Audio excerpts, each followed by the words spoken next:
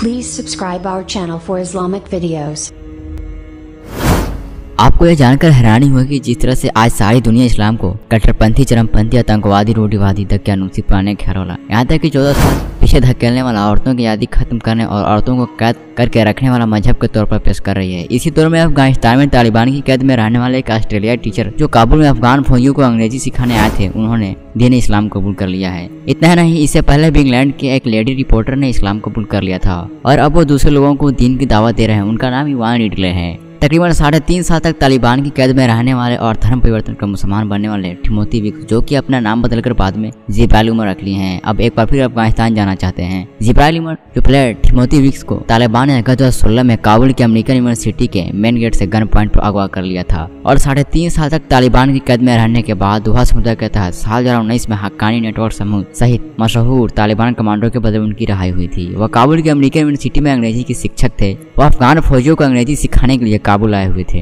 जिब्राइल Umar Timothy Vicks जुलाई 2016 में अफगानिस्तान पहुंचे थे और अभी तक उन्होंने इस सिलेबस की तैयारी पर काम शुरू भी नहीं किए थे कि अगले महीने 9 अगस्त को तालिबान ने उनके एक करीबी दोस्त केविन विंग के साथ यूनिवर्सिटी के मुख्य द्वार से गन पॉइंट पर अगवा कर लिया था। उन दोनों को तलाश करने के लिए अमेरिकी सेना ने अफगानिस्तान के विभिन्न हिस्सों में कई ऑपरेशन किए। एक या दो मौकों पर ऐसा भी हुआ कि अमेरिकी सेना के कमांडर उन ठिकानों तक पहुंच गए जहां उन दोनों को कैद में रखा गया। वो कहते हैं, मैं भाग्यशाली हूँ कि अपहरण की इस बुराई में मुझे अच्छाई की किरण दिखाई दी। अब मेरे पास ऐसा करने के अलावा कोई विकल्प ही नहीं, क्योंकि मैं अपने अफगान भाई बहनों की मदद करने के लिए पूरी तरह से तैयार हूँ। उन्होंने कहा कि मुझे अब तालिबान के हाथों कैद किए जाने का कोई अफसोस नहीं, क्योंकि अगर ऐसा नहीं होता तो मैं इस्लाम की सच्चाई के बारे में नहीं जान पाता। अब मुझे अफगानिस्तान, यहाँ की तहजीब और वहाँ के लोगों से प्यार है जो मेरे अपने हैं और मैं उनके लिए काम करना चाहता हूँ। जिब्राइल ने कहा कि मुझे अफगानिस्तान के इस्लामी अमीरात के बड़े नेताओं पर पूरा भरोसा है, क्योंकि मैं अपनी आज़ादी के बाद से लगातार उनके साथ बातचीत में शामिल रहा हूँ। पिछले साल के शुरू में अमेरिका और तालिबान के बीच कतर में हुए समझौते पर हस्ताक्षर किए जाने के अवसर पर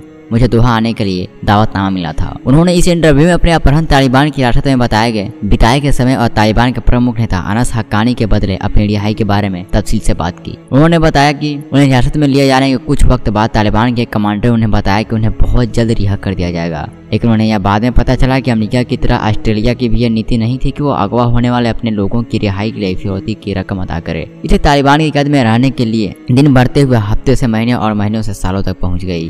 अब मैं आपको बताऊंगा कि उन्होंने इस्लाम कैसे कबूल किया। इस बारे में बताते हैं कि कैद में रहने के दौरान जब तालिबान की तरफ से प्रताड़ना कम हुई और हालात ठीक होने लगे तो उनकी पढ़ने में रुचि हो गई। जब मैंने तालिबान से कुछ किताबें मांगी तो उन्होंने उर्दू बजाय कराची से प्रकाशित कुछ किताबें और अंग्रेजी में कुरान की तफसीर ला कर दी। इन किताबों और कुरान को पढ़ने के बाद मैं धीरे धीरे इस्लाम की ओर आकर्षित होने लगा। मेरे अंदर इस्लाम के लिए एक अजीब मोहब्बत रोशन होने लगी। आखिरकार 5 मई 2018 को मैंने इस्लाम धर्म अपना लिया और वुजू और नमाज की प्रैक्टिस शुरू कर दी। वह कहते हैं, जब तालिबान को मेरे इस्लाम अपनाने के बारे में पता चला तो उन्होंने खुश होने के बजाय मुझे जान से मारने की धमकी देनी शुरू कर दिया। ऐसा इसलिए कि पूरी दुनिया कहें कि तालिबान ने किसी कैदी को अपने यहाँ कैद कर रख उसे जब इस्लाम धर्म कबूल करवाया है। जिब्राइल उमर उर्फ टिमोथी विक्स अफगानिस्तान में तालिबान की कैद के दौरान इस्लाम अपनाने वाले दूसरे शख्स है। आपको बता दें कि उनसे पहले भी इवान रिडले, एक ब्रिटिश महिला पत्रकार, ऐसा कर चुकी है और माशाअल्लाह अब वो इवान रिडले इस्लाम की दावत को तबलीग का काम कर रही है। इवान रिडले को अफगान तालिबान ने साल 2001 में अगवा किया था। जिब्राइल उमर कहते हैं कि मैं अक्सर महसूस करता हूँ कि आतंकवाद के खिलाफ युद्ध को इस्लाम के खिलाफ युद्ध के तौर पर पेश किया जाता है। मैं ऐसा अफगानिस्तान के संदर्भ में नहीं बल्कि एक नौ मुस्लिम के तौर पर समझता हूँ। मैं अपने देश ऑस्ट्रेलिया में मुझे पहुँचाई गई घटनाओं के आधार पर ऐसा समझता हूँ, जहाँ गालियों में मुझे थूका गया था, मुझे कुत्ता कहा गया था, यहाँ तक कि एक पूर्व ऑस्ट्रेलिया सैनिक ने नमाज के लिए जो मैंने पख्तून टोपी सर पर पहन के थे उस पर हमला किया। और यह सब ऐसे देश में होता रहा जहाँ किसी के साथ भेदभाव करना कानून के खिलाफ है। उन्हें कहना है कि दुर्भाग्य से पश्चिमी दुनिया इस्लामोफोबिया से पीड़ित है। लोग स्टॉकहोम सिंड्रोम से पीड़ित होने का ताना देते थे। जिब्राइल उमर का कहना है कि जब वो 3.5 साल जेल में रहने के बाद घर लौटे और उनके परिवार के सदस्यों को पता चला कि मैं तो अपने दुश्मन यानी अफगानिस्तान में तालिबान की सरकार का समर्थन करता हूँ, तो उनके लिए इस बात को स्वीकार करना बहुत मुश्किल हो रहा था। जिब्राइल उमर कहते हैं, मेरे बारे में इस तरह की सोच का वास्तविकता से कोई लेना देना नहीं था। वो बताते हैं कि वह स्टॉकहोम सिंड्रोम से पीड़ित नहीं, क्योंकि उन्हें रियासत के दौरान बहुत मार सहनी पड़ी, लेकिन वह सच्चाई को जान चुके हैं। अफगानिस्तान की तालिबान सरकार अपनी पूर्ववर्ती से हर सरकार से बेहतर है, क्योंकि इनके नेता किसी भी तरह के भ्रष्टाचार में शामिल नहीं है। बहुत सारे लोग मुझ पर ताना कसते थे कि मैं एक स्टॉकहोम सिंड्रोम नामक बीमारी से पीड़ित हूँ।